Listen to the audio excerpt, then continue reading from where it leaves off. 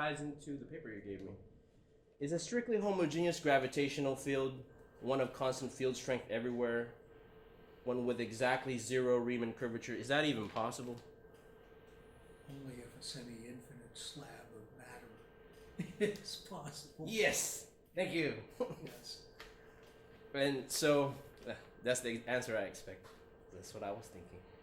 If Einstein got the gravitational origin and relativity of inertia right, why isn't this a commonplace in physics today?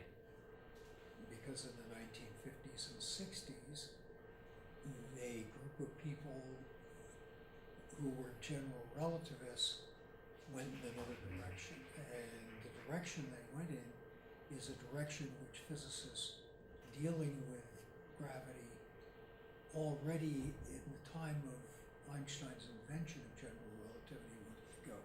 They wanted to see gravities as another field theory like the theory of electrodynamics, and subsequently the strong and weak forces and things of that sort. That is to say, they wanted to see sources and fields in space-time.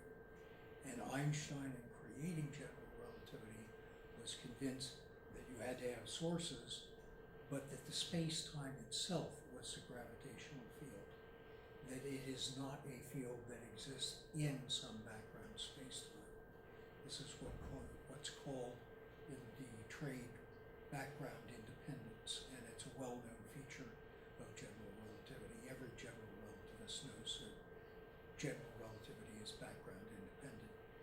Not all of them appreciate how fundamental, however, that assertion is.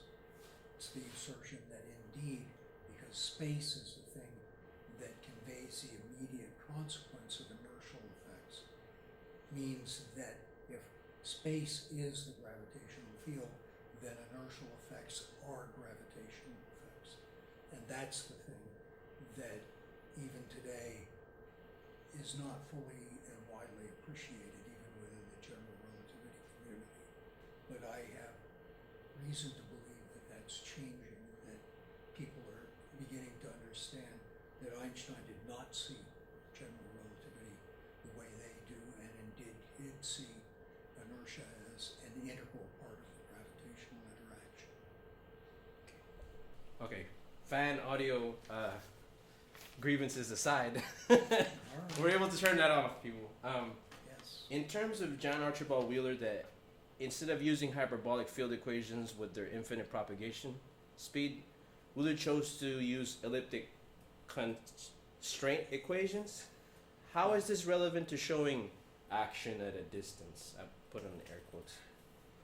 Action at a distance as a generic term is used to refer to anything which acts seemingly instantly over finite distances. Okay? There are several ways, well, there are at least two ways that this can happen. One is that the action of, say, some distant object on something here indeed does take place instantaneously. That if you change it, at the instant you change it, as measured in the local time over there, this thing over here changes. This is the type of action at a distance that's routinely assumed, for example, in quantum entanglement phenomena, when they say that changing the state of an entangled object on one side of the universe instantly changes the state of its entangled partner on the other side of the universe. That's what they mean. Okay? But it's not the only type of action at a distance possible. The other type of action at a distance is the type that's embodied in Wheeler and Feynman's so-called absorber theory of electrodynamics. And in this case, the way in which the action takes place is some intermediate event creates an entangled pair, one part going towards one side of the universe, one going towards the other. And when some observer on this side of the universe makes a determination of an entangled state of that object over here, that causes an interaction to propagate backwards in time, a so-called advanced wave, which propagates to the origin which created the entangled pair, and from the origin propagates out forward in time to the object over here and changes its state, okay? It's a tricky way of doing things, you could say, because it's not instantaneous action in the sense that Newtonian instantaneous action is, but it amounts to the same thing, because it appears to someone observing the state of this thing over here, or able to observe it, that indeed when the measurement is made over here, the state of this thing changes, seemingly instantaneously. But it's because of the advanced wave going back to the source and a retarded wave going out to the object that causes that to take place in that fashion. Now, this is also applied to gravitation. It was applied to gravitation by Fred Hoyle and Jaya Narlikar back in the mid-1960s. And as one of the films about Stephen Hawking that you can see on the Science Channel makes plain, Hawking got a hold of Hoyle's paper on action at a distance gravity the night before he was to talk at the Royal Society, and discovered that there's a little problem with this, because gravity doesn't get attenuated by matter. It can propagate infinitely far out into the future, and of course, if it can get there, the advanced wave can get back to the source, and the result of this is, of course, as Hawking discovered, that the so-called advanced solution of Hoyle's field equations diverges. Okay? It turns out there's a way to beat it, though. Accelerating expansion of the cosmos cuts off the interaction and invalidates Hawking's argument about Hoyle's theory. Heidi's got a paper on that was just published a few months ago. I gotta read that. Okay, next question.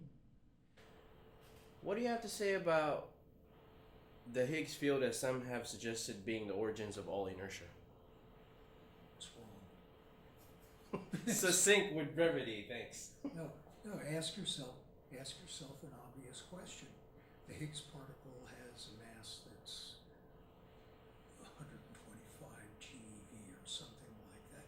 That is to say, more than 100 times larger than the proton mass, which is about a GeV. Okay. The question is, if the Higgs particle is giving everything else mass, what gives the Higgs particle mass? Gravity is the thing that gives matter mass and inertia. And it's built into general relativity. It's not a matter of, oh, you can choose to believe that if you want, or you can choose. If you choose not to believe it, you're in effect rejecting general relativity as a correct theory of gravity.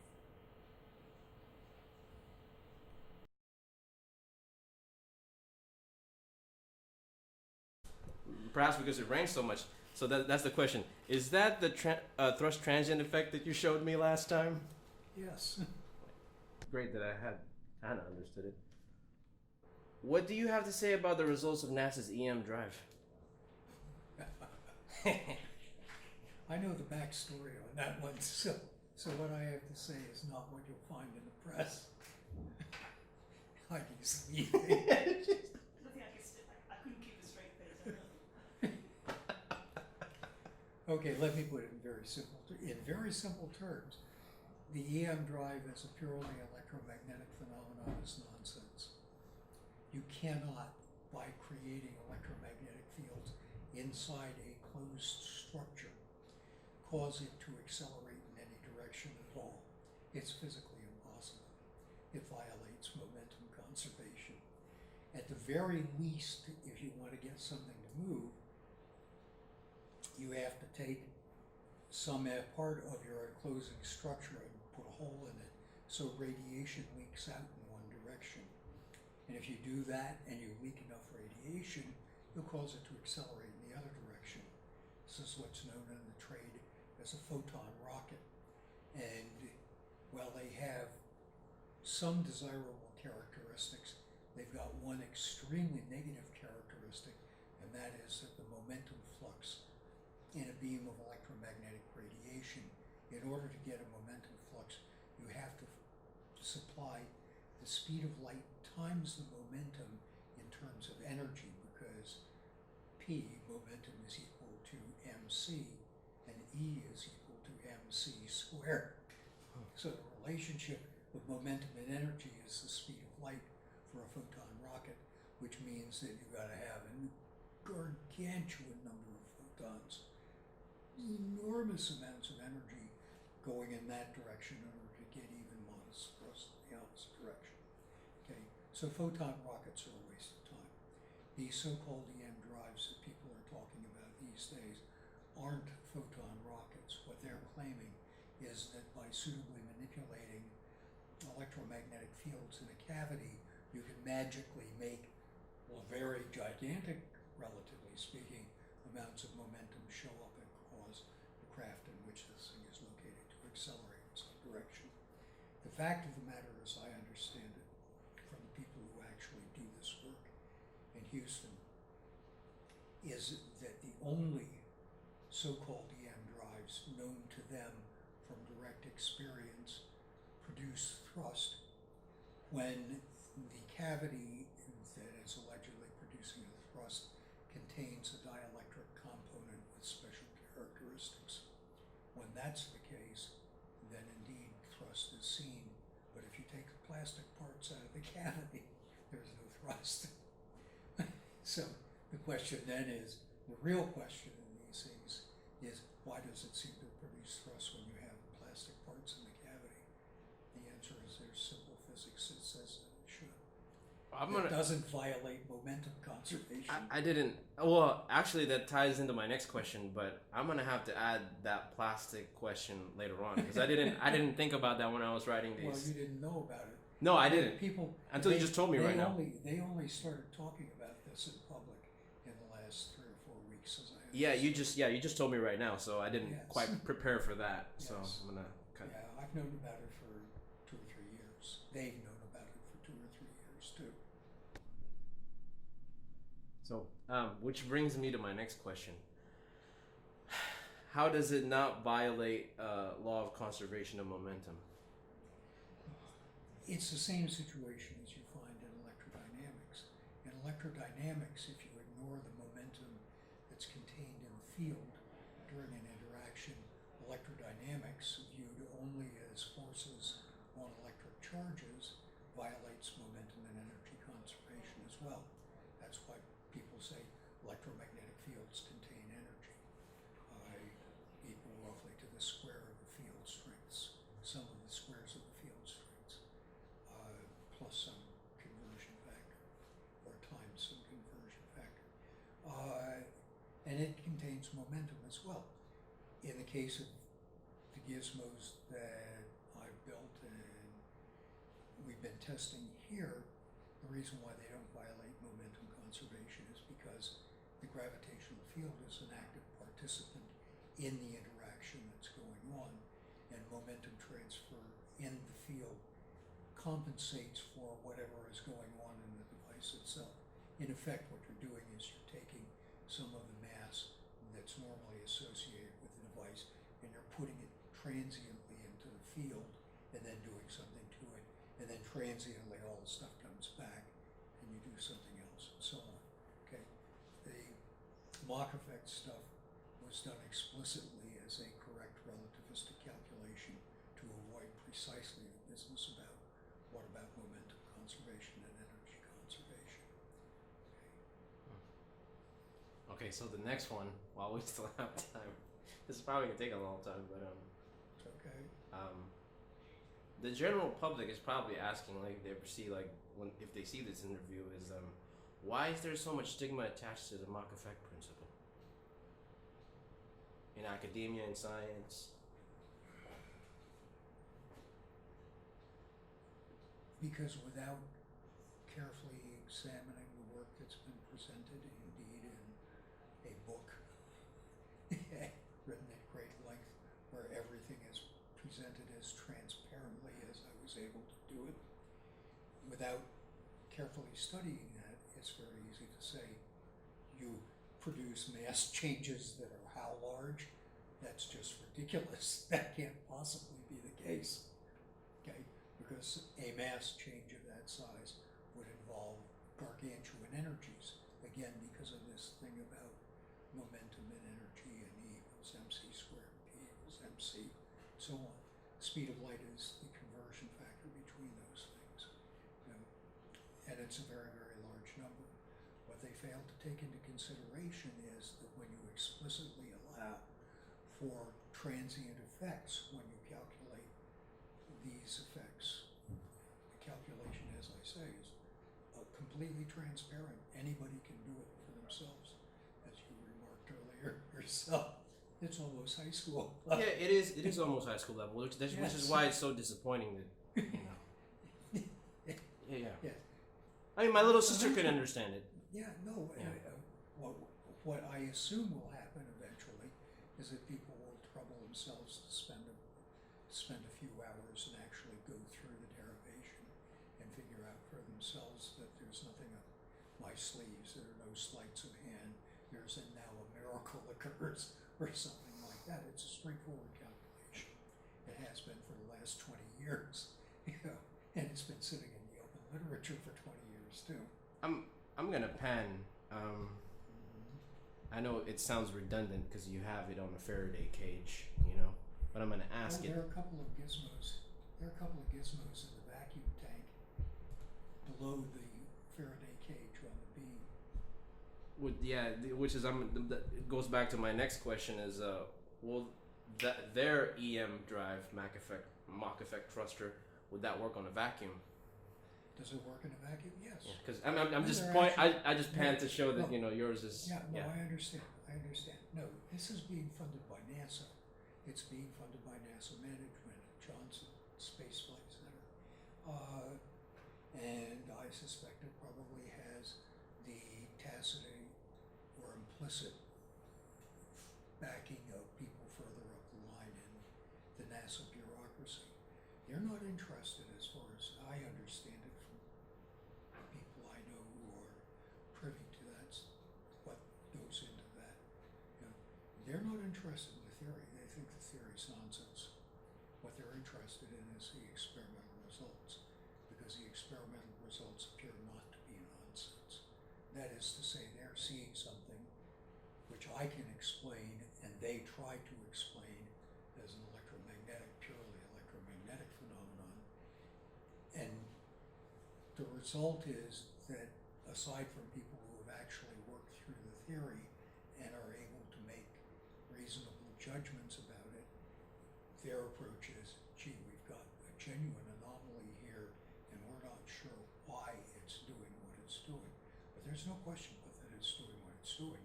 When the plastic parts are in the cavities that these guys run, they produce very, very small amounts of thrust. Thrust on the order of the sort of stuff that I'm looking at. it's like a micronoon. On the order of a few micronewtons. Okay. Yeah. Which brings me to the last question I was supposed to ask you today, which I guess I'm not gonna formulate it as a question. What accounts for the thrust on their EM drive? Because according to them, It's the plastic. It's the plastic in the cavities. The plastic in the cavities. Let me explain.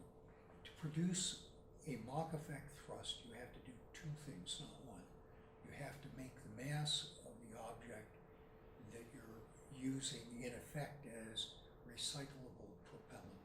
You have to make the mass get a little bit higher and then a little bit lower and a little higher and lower periodically. But simply making the mass fluctuate in that fashion, okay, which, as I say, is a straightforward consequence of assuming that rest mass is in fact a potentially time-dependent quantity, okay, that by itself doesn't produce thrust. As the mass is changing, getting a little bit less and a little bit more, you have to push when it's more massive and pull your recyclable propellant back when it's a little less massive. And straightforward to see that that will leave you with a net force in this direction. so it's Okay. it's not. Okay, you have to have two periodic mechanical motions in these devices to make them work.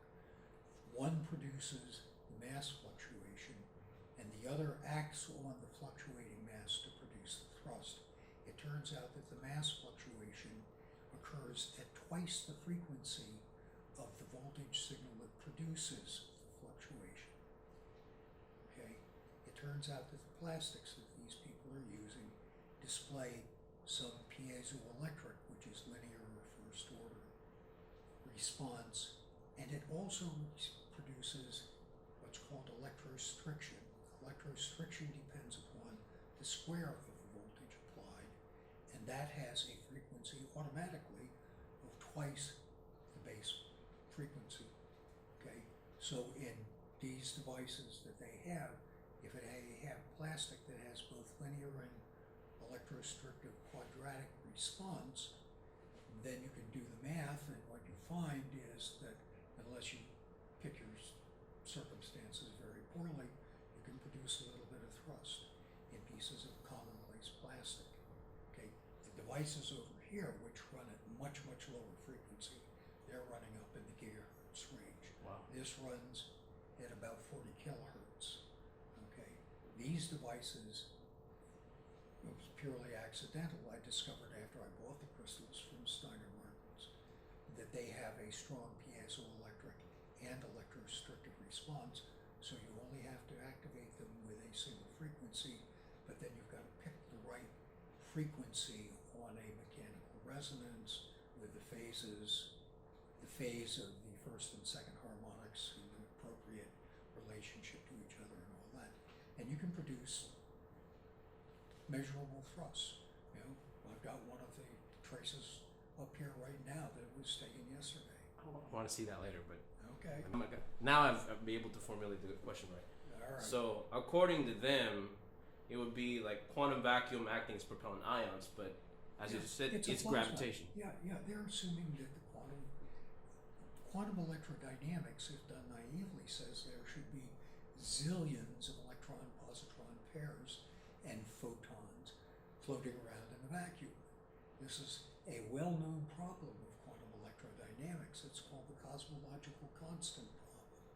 Okay, because all of that stuff that's allegedly floating around in the vacuum has real energy. And if it were there, the universe would be curled up in a little itty bitty ball because of the amount of energy that's involved. In fact, the vacuum, as far as that type of energy is concerned, the energy density is almost exactly zero.